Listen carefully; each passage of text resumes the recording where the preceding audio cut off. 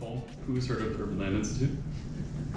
Perfect, I can skip half my presentation. You can make up some time. Randall Lewis Center for Sustainability you may be less familiar with, but this is a ULI Americas focused Center for Sustainability, as it says, and we have three primary kind of, sorry, the screen is doing weird things. We have three primary, basically work streams that we work on. Decarbonization is one of them, resilience, healthy places, and equity. And so, of course, I and we are going to talk mostly today about decarbonization, but the center really focuses on these cross-cutting and cross-pollination of the intersectionality of sustainability. So what does that mean, right? Our teams talk about topics like insurance risks. Our teams talk about health and equity in terms of how do we build healthy places? How do we build places where people want to be and can have a quality of life that they're looking for at an affordable rate that they can actually afford? And so we try to look for all these different synergies between various aspects of sustainability. So even as we're talking about embodied carbon today, let's think a little bit broader too of who are the people that are going to be using these buildings? How can we make their lives better and more affordable as well? And so from the decarbonization program, there are also three things that we look at mostly from day to day. Research and thought leadership. So these are the reports, the resources, the toolkits that we hope are useful to you. But also what we do is we take the local technical assistance, for example, the Net Zero Imperative program, which I'll talk about in a second, the learnings from all these different cities and communities to see where are those gaps, where are these common threads that cities are facing challenges with. Is there a toolkit that we can help produce? Is there a report that could fill in one of those gaps that is not being addressed today? And then the third is maybe one you're familiar with, the green print community practice. This is kind of the leading edge of sustainability in real estate. It's basically real estate portfolio owners, so kind of private sector developers, investors, et cetera, which are kind of aligned to this net zero goal of 2050. They meet monthly and talk about the real challenges, the kind of brainstorming brain trust that you need to really push that edge of sustainability in real estate. And so the Net Zero Imperative program, NZI for short, is kind of what we're here today as part of. So this is a annual cohort program where the ULI Americas headquarters basically gives grant funding. It's a competitive application cycle, so ULI Randall was accepted into the program, given grant funding to tackle this decarbonization challenge.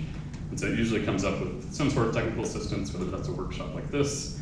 There's also implementation funding, so if there's recommendations that come out of this workshop, for example, today, like the policies that we're trying to include in our codes, you can also apply for future funding as well. But really what I was talking about is we're trying to build this global cohort and basically connect these cities so we don't have to recreate the sustainability wheel in real estate in every city across the world, because that would take forever. This is a quick map, hopefully it loaded, of cities that have participated in NZI. We're over 20 at this point. ULI has district councils, about 60 in the Americas, so that's Canada, US, and Mexico, and then about a dozen in EMEA, Europe, and about a dozen in Asia Pacific. And so we're actually we're able to take all these global learnings and apply them to these kind of localized cities as well. NZI in action, there's typically workshops like these, there's tours, there's site buildings, tours. There's interesting questions that come up about whose responsibility is it to upgrade certain electrical infrastructure for utilities, right? Is it the developer? Is it the property owner? Is it the homeowner? When do those things trigger? When do those things, and who is responsible for paying for those? So we like to tackle some of these thorny challenges as well. And then for today's purposes, we're really talking about this journey to net zero.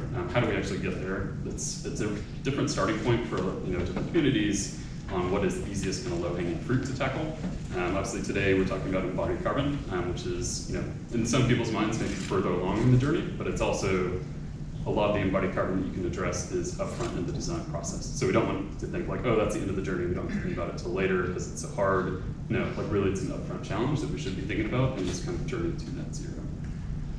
We're gonna hear a little bit more about this in a little bit, but just kind of the business case for net zero. But there's financial benefits, there's kind of more nuanced investors and engaged tenants, energy reliability and resilience, which is a big topic these days, regulation compliance. We'll hear more about this in a second. But for embodied carbon specifically, what is this call to action? Why are we talking about this today, right? So we hear a lot about the operational carbon, the energy efficiency, how the building operates. Is it doing well? Is it performing well? We're up to our standards, we're up to our codes. And so the conversation that's starting to emerge in a lot of communities is the fact that most of the carbon emissions that we're going to be emitting is actually coming from this embodied carbon, and that has to happen very early on in the cycle to have a change in impact on. And so one of the toolkits that we helped put together at ULI's Randall Lewis Center is the Developer's Guide to Embodied Carbon. So this is an interactive toolkit. I think it was shared in the briefing book as well. But it basically gives you these intervention points. Like, what are these points where you can actually go in and have a change in embodied carbon? Obviously, earlier in the cycle, like we mentioned, tends to be better. But embodied carbon is everything that the building stores in terms of materials, the transportation, how those things were produced.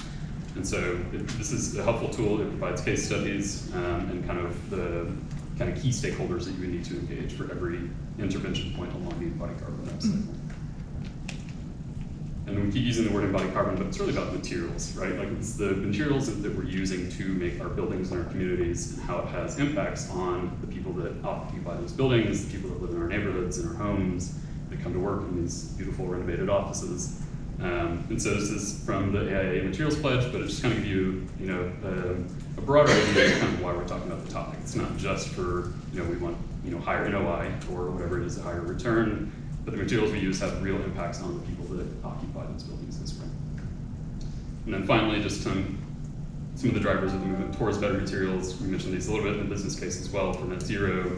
But just to give you an idea, and hopefully a good segue into the next speaker, of basically kind of why we're talking